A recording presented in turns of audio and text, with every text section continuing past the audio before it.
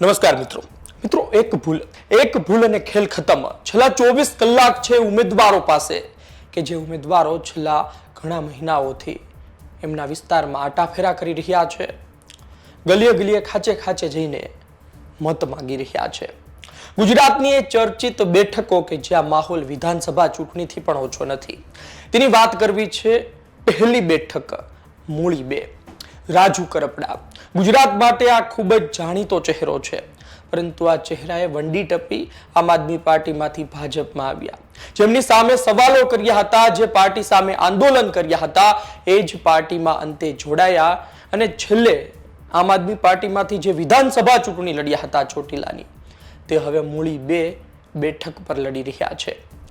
મૂળી 2 બેઠક પર જંગ સામાન્ય નથી।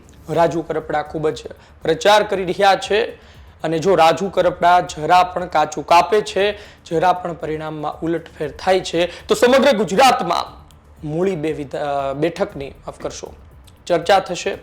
ચોટીલા વિધાનસભાનો દાવેદાર મૂળી 2માં ખતમ થઈ ગયો તેવી પણ વાતો થઈ શકે છે, પરંતુ રાજુ કરપડા એક મજબૂત વ્યક્તિ છે। આમ આદમી પાર્ટીમાંથી ભાજપમાં આવ્યા બાદ 100% તેની છબી ખરડાઈ છે। ખેડૂત નેતા છે, પરંતુ એમના નિર્ણય સામે ઘણા સવાલો થયા છે। જોઈએ લોકો કેટલા મત આપે છે, શું પરિણામ આવે છે। ભાજપમાં આવીને ઘણા ખોવાઈ ગયા તેમની તેવી સ્થિતિ થાય છે કે નહીં। બીજી વાત કરીએ ભૂપત ભાયાણી। એક સમયના ધારાસભ્ય આજે જિલ્લા પંચાયત બેઠક લડી રહ્યા છે। ભેસાણ જિલ્લા પંચાયતની બેઠક લડવામાં આવી રહી છે। જુનાગઢ જિલ્લાની ભેસાણ બેઠક પર તેમણે દાવેદારી કરી। એક સમય તેઓ આમ આદમી પાર્ટીના ધારાસભ્ય હતા, 2022માં ચૂંટાઈને આવ્યા અને ત્યારબાદ તેઓ પણ વંડી ટપે છે। ગુજરાતમાં મોટા મોટા નેતાઓ વંડી ટપી ગયા, ભાજપમાં ગયા અને ભૂપતભાઈ ભાયાણીએ વિચાર્યું હશે કે તેઓ પણ શું કામ ન જાય અને તેમણે પણ આમ આદમી પાર્ટી છોડી આજે ભેસાણ લડી રહ્યા છે। તેમાં પણ જો ઉલટફેર થાય છે અથવા તો કાચું કપાય છે, તો સમગ્ર ગુજરાતમાં ભૂપતભાઈની પણ ચર્ચા થશે અને ભેસાણની પણ ચર્ચા થશે। ભારતીય જનતા પાર્ટીમાં વિસાવદરમાં પોતાનો ઉમેદવાર ભાજપ શોધી રહી છે, એટલે કે ભાજપ પાસે જો ભૂપતભાઈ સ્વરૂપે મજબૂત ઉમેદવાર મળે તો ભાજપ શું કામ ના સ્વીકારે, પણ આ બેઠક જીતવી પડે અને હારે તો પછી તેમના શું હાલ થાય એ આપણે વિચારી શકીએ છીએ। ત્રીજું નામ છે મનોજ સોરઠિયા। આમ આદમી પાર્ટીનો એક મજબૂત ચહેરો, મહામંત્રી, આમ આદમી પાર્ટીનો ગુજરાતનો પ્રદેશનો ચહેરો। વિધાનસભા પણ લડ્યા, પરંતુ હવે મહાનગરપાલિકા લડી રહ્યા છે। વોર્ડ નંબર 4 થી મેદાને છે। મનોજ સોરઠિયાને મેદાને ઉતારવામાં આવ્યા છે અને કહેવામાં આવી રહ્યું છે કે જો મહાનગરપાલિકામાં સ્પષ્ટ બહુમતી મળે છે તો 2.5 વર્ષ માટે તેમને મેયર બનાવવામાં આવી શકે છે। આ મનોજ સોરઠિયા કોઈ નાનો ચહેરો નથી। આમ આદમી પાર્ટીએ એક વિશ્વસનીયતા મેળવવા માટે મનોજ સોરઠિયાને મેદાને ઉતાર્યા છે। તમે જુઓ કે વંડી ટપીને કોર્પોરેટર પણ ભાજપમાં ગયા છે। આમ આદમી પાર્ટીમાંથી જે 27 જીતીને આવ્યા હતા તેમાંથી પણ પછી લોકોમાં મૂંઝવણ હતી કે આમને મત આપ્યા તો વંડી ટપી જાય છે, એટલે વિશ્વસનીય અને મજબૂત ચહેરા મૂકવામાં આવ્યા છે। હવે વાત કરીશું ગુજરાતના પાટીદાર અનામત આંદોલનનો એક મજબૂત ચહેરો અને તેમના પત્ની વિશે। અલ્પેશ કથિરિયા અને તેમના પત્ની કાવ્યા કથિરિયા। અલ્પેશ કથિરિયા ભાજપમાંથી ચૂંટણી લડશે કે નહીં, તેમના મિત્ર ધાર્મિક માલવિયાએ પણ ચૂંટણીમાં ટિકિટ માંગી હતી। સુરત મહાનગરપાલિકામાં પણ અલ્પેશ કથિરિયાના પત્ની કાવ્યાબેન કથિરિયાને ટિકિટ આપવામાં આવી। કાવ્યાબેન કથિરિયા વોર્ડ નંબર 3માં તેજાબી પ્રચાર કરી રહ્યા છે, પરંતુ વાત એ છે કે જો તેમાં પણ કાચું કપાય છે, કારણ કે સુરતમાં કાંટાની ટક્કર માનવામાં આવી રહી છે।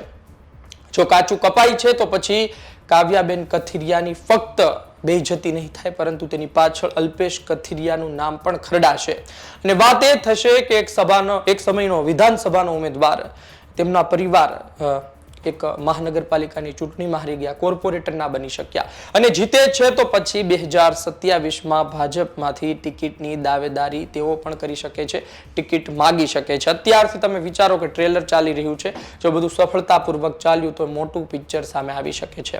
પછી વાત કરીએ રાજલ બારોટની। રાજલ બારોટ મણિરાજભાઈ બારોટના દીકરી, ઉનાથી વોર્ડ નંબર 7 થી ચૂંટણી લડી રહ્યા છે। રાજલ બારોટ ખૂબ જ સારા ગાયક છે અને તેમની ખૂબ ચર્ચાઓ થતી રહી છે। જિગ્નેશ બારોટ જેવા તેમના પ્રચાર માટે પણ આવી ચૂક્યા છે, પરંતુ આ રાજલ બારોટનું ચૂંટણીમાં આવવું, રાજકારણમાં આવવું, ભાજપમાંથી ટિકિટ માગી લડવું એ ઘણું કહી જાય છે।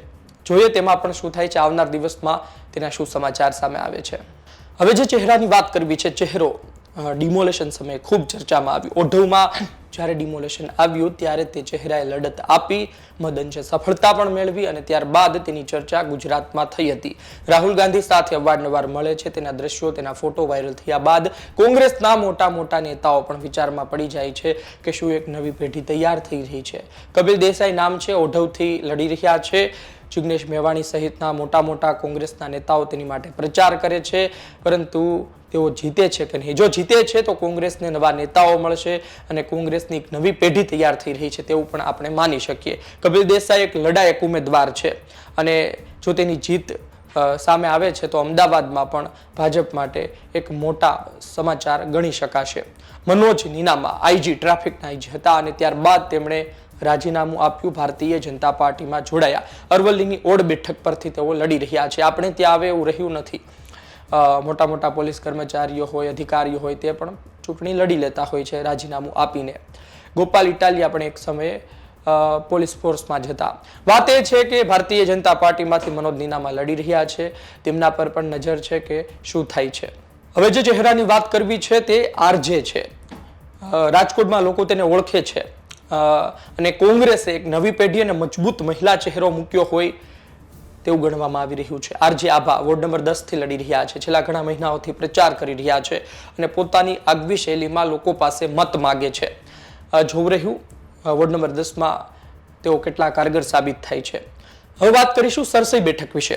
વિસાવદરની આ બેઠક ખૂબ જ ચર્ચામાં છે. તેની પાછળનું કારણ એ છે કે ત્રણેય પાર્ટીના મજબૂત નેતાઓ અને તેના ખાસ વ્યક્તિઓના પરિવારને ટિકિટ મળી છે. ગોપાલ ઇટાલિયા, તેના ખાસ હરેશ સાવલિયા, તેના પત્નીને ટિકિટ મળી છે. વિપુલ કાવાણી કે જે કિરીટ પટેલના નજીકના માનવામાં આવે છે, તેમના પત્નીને ટિકિટ મળી છે અને કરશનભાઈ વડોદરિયા કે જેઓ ચૂંટણી લડી ચૂક્યા છે વિસાવદરની, તેમના પત્નીને ટિકિટ મળી છે. એટલે ત્રિપાખીયો જંગ છે અને કોઈ કહી શકતું નથી કે અહીં આ પાર્ટી જીતી રહી છે. ત્રણેય દાવેદાર મજબૂત માનવામાં આવી રહ્યા છે. તો ગુજરાતની આ ચર્ચિત બેઠકો હતી, બેઠકો છે અને આ 10 બેઠકોના પરિણામ ગુજરાતમાં ચર્ચાશે અને ત્યારબાદ જે તે વિસ્તારમાં તેના પડઘા પણ પડી શકે છે. આપનું શું માનવું છે, શું પરિસ્થિતિ છે, કોમેન્ટ બોક્સમાં લખજો. આજની તારીખે આપ માહોલ કેવો જુઓ છો, કોણ જીતી રહ્યું છે, જરૂરથી લખજો. ધન્યવાદ.